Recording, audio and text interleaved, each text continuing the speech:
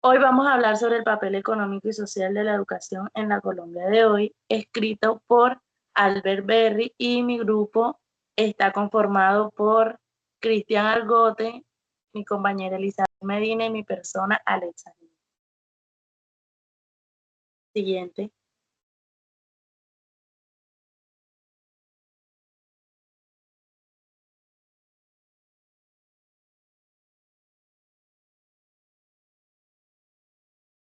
atrás. Bueno, acá se indica que la base es la economía y la educación, que son los que influyen directamente en las oportunidades de la persona. Y el objetivo del desarrollo en un país es que haya una sociedad buena con bienestar humano y justicia social. Tenemos que un factor importante es el sistema educativo, porque la educación permite desarrollar habilidades, mejorar ingresos y acceder a mejores condiciones de vida. Pero también tenemos que si la educación no llega a todos por igual, puede ampliar grandes diferencias entre los ricos y pobres. Entonces, para disminuir el riesgo de aumentar la desigualdad, se plantea un enfoque en los trabajadores de bajos ingresos, que en este caso eran los del sector de la agricultura y los del sector informal. Siguiente. Tenemos que el desarrollo depende de la estructura económica. El crecimiento de un país, de cómo está organizada su economía y también depende de qué sectores lo predominan. Tenemos la importancia de la distribución del ingreso, porque no solo importa cuánto crece un país, sino cómo se reparte esta riqueza entre la población. Tenemos el papel de las políticas públicas. Esto es importante porque las decisiones del gobierno influyen en la educación, la administración de recursos, el empleo y las oportunidades. Tenemos la agricultura como base inicial del desarrollo. En las primeras etapas, la mayoría de los países dependen de la agricultura, especialmente de los pequeños productores. Tenemos la influencia de la estructura agraria. La forma en que se distribuye la tierra puede generar igualdad o desigualdad a largo plazo. Entonces, muy influyente en el desarrollo de un país. Básicamente, el autor indica que para poder entender la desigualdad en Colombia se tiene que tener en cuenta un tema clave que es el capital humano. Entonces, él dice que cuando un país deja de ser principalmente agrícola, la forma en que se distribuyen los ingresos depende cada vez más de la educación y de las capacidades que nosotros las personas adquirimos. Entonces, él dice que el capital humano, que es como la educación y el aprendizaje que nosotros desarrollamos en nuestras actividades, puede representar hasta un 60% del ingreso total en algunos países. Esto quiere decir que la manera en cómo se distribuye la educación dentro de la sociedad afecta de manera directa lo que es la desigualdad. Entonces podríamos pensar que si todos tuviéramos más educación, la desigualdad disminuiría, porque habría más personas con altos niveles de educación y sus ingresos como que se nivelarían con las personas que tienen menos educación. Pero esto no es tan simple, porque él dice que en la realidad el cambio tecnológico lo que hace es cambiar la demanda en temas de habilidades.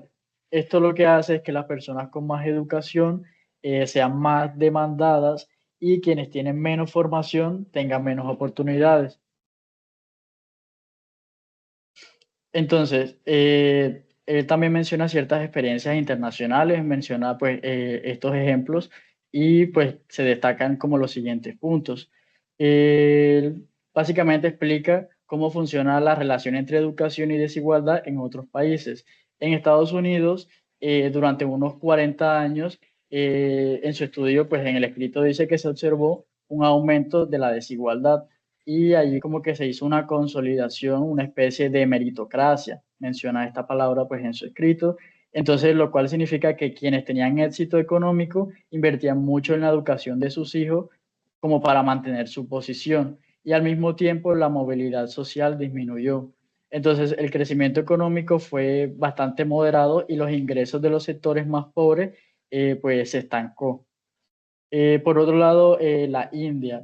En el caso de la India, el país desarrolló como una industria tecnológica bastante fuerte y aumentó la educación superior, pero lo débil fue que la educación básica seguía siendo bastante deficiente. Lo que hizo fue que dejó a millones sin capital humano, o sea, como los dejó sin ese capital necesario para competir en el mercado laboral.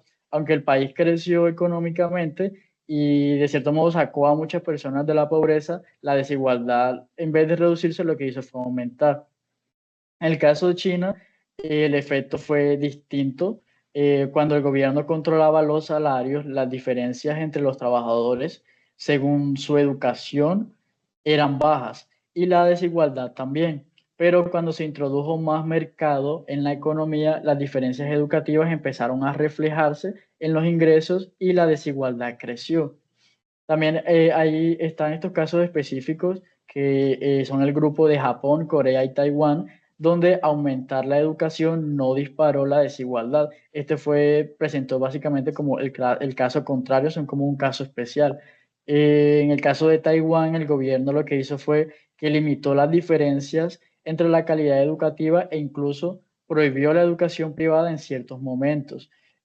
Todo esto básicamente muestra que la relación entre la educación y la desigualdad no es la misma en todos lados. Depende mucho de lo que son las políticas, el tipo de instituciones y cómo se relaciona la educación con el mercado laboral, pues en cada país o estado.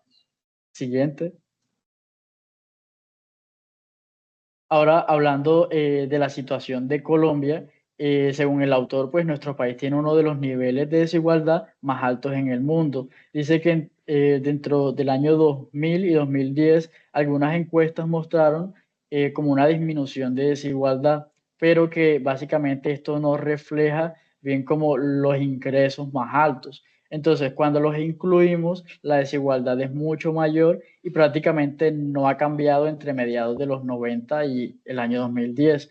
Entonces, básicamente el grupo más rico que ha como captado una proporción creciente de ingresos ha sido muy pequeño, mientras que el resto lo que ha visto es como disminuir su participación, aunque dentro de ese grupo ha habido algunas reducciones internas. El autor dice que la educación universitaria en nuestro país ha crecido muy rápido.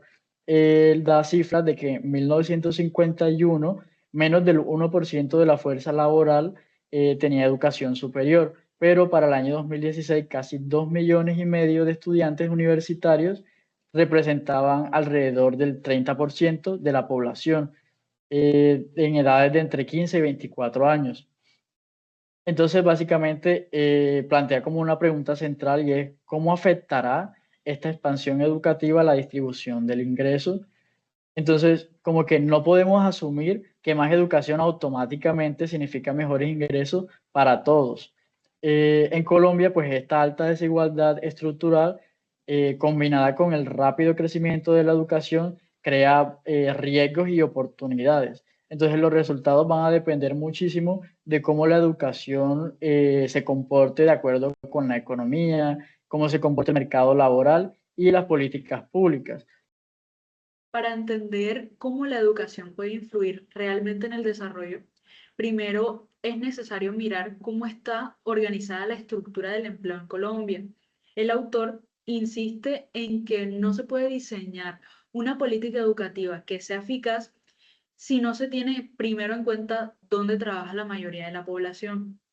Actualmente, cerca del 20% de la fuerza laboral está en la agricultura familiar y alrededor del 45% está en el sector informal no agrícola y aproximadamente una tercera parte del sector formal que incluye tanto al sector público como a las empresas medianas y grandes. Esta distribución es fundamental porque pues, los ingresos en la agricultura familiar y en el sector informal suelen ser mucho más bajos que en el sector formal. Por eso es que la estructura productiva del país influye directamente pues, en la distribución de ese ingreso. Además de esto, pues el autor explica que la relación que existe entre el tamaño de las unidades productivas y la tecnología que se utiliza Entonces, pues las unidades pequeñas suelen ser mucho más intensivas en trabajo y mucho menos en capital, aunque pues dentro de cada grupo hay diversidad tecnológica. Aquí pues las políticas públicas también pueden influir, por ejemplo, subsidiar maquinaria agrícola puede reducir la demanda de mano de obra. A partir de esta estructura, pues el autor plantea el problema central del desarrollo desde la perspectiva de los sectores de bajo ingreso y señala que el aumento del ingreso promedio puede lograrse por dos vías diferentes. La primera, pues, es aumentar la productividad dentro de las actividades actuales. Es decir, pues, mejorar los ingresos de quienes ya trabajan en la agricultura familiar y en el sector informal. Y pues la segunda es trasladar a los trabajadores hacia actividades de mayor productividad, generalmente pues en el sector formal.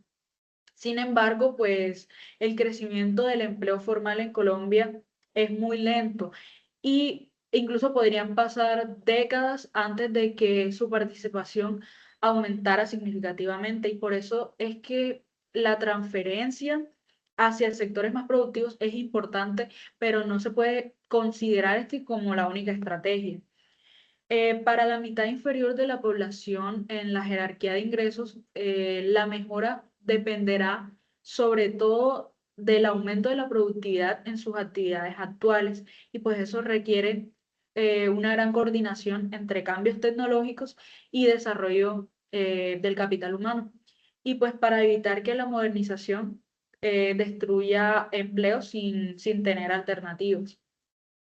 Y pues el autor también menciona factores que limitan esa generación de empleos, como la agricultura de gran escala, el sector minero, que tienen pues baja intensidad laboral.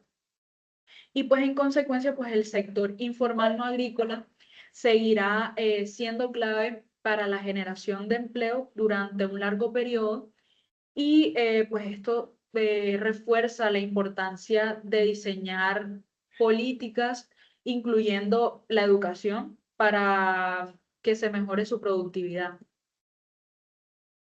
Siguiente. Bueno, frente a este panorama, el autor se pregunta qué papel puede desempeñar la educación y analiza cómo este puede contribuir directamente al bienestar de los sectores donde se concentra la población de bajos ingresos. Entonces, pues la pregunta central es cómo el sistema educativo puede aumentar los ingresos de quienes trabajan en la agricultura familiar y en el sector informal. Y esto puede lograrse mejorando su productividad actual o bien facilitando su transición hacia actividades más productivas. Entonces, para que un egresado universitario pueda contribuir significativamente, pueda contribuir realmente, no basta simplemente con aplicar conocimientos técnicos, sino que también pues se debe comprender cómo funcionan cada una de las unidades productivas en esos contextos. Entonces, dialogar con los productores y reconocer que ellos también poseen saberes propios es muy importante.